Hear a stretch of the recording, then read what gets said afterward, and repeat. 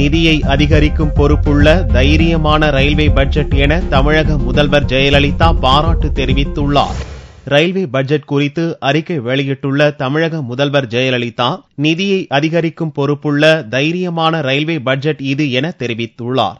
வைர நாற்கர அதிவேக ரயில் திட்டம் போக்குவரத்தின் முதுகெலும்பாக அமையும் என கூறியுள்ள முதல்வர் ஜெயலலிதா, ரயில் பாதுகாப்புக்கு மாநில அரசுகளுடன் சேர்ந்து பணியாற்ற முடிவு செய்துள்ளது வரவேற்கத்தக்கது என்றும் தெரிவித்துள்ளார். புல்லட் ரயிலை நாடே ஆவலுடன் எதிர்பார்க்கிறது என தெரிவித்துள்ள முதல்வர் ஜெயலலிதா, மேல்மருவத்தூர், வேளாங்கண்ணிக்கு சிறப்பு ரயில்கள் இயக்கும் முடிவை வரவேற்பதாகவும் அறிக்கையில் தெரிவித்துள்ளார். பாமகவின் இளைஞரணி தலைவர் அன்புமணி, ரயில்வே பட்ஜெட் தமிழகத்திற்கு மிகப்பெரிய ஏமாற்றம் என கூறியுள்ளார். தமிழக காங்கிரஸ் கட்சியின் தலைவர் ஞானதேசிகன் ரயில்வே பட்ஜெட் குறித்து கருத்து தெரிவிக்கையில், மோடி அரசின் முதல் ரயில்வே பட்ஜெட் ஏமாற்றம் அளிப்பதாக தெரிவித்தார். மோடி அரசினுடைய முதல் ரயில்வே பட்ஜெட் ஏமாற்றம் அளிக்கிறது.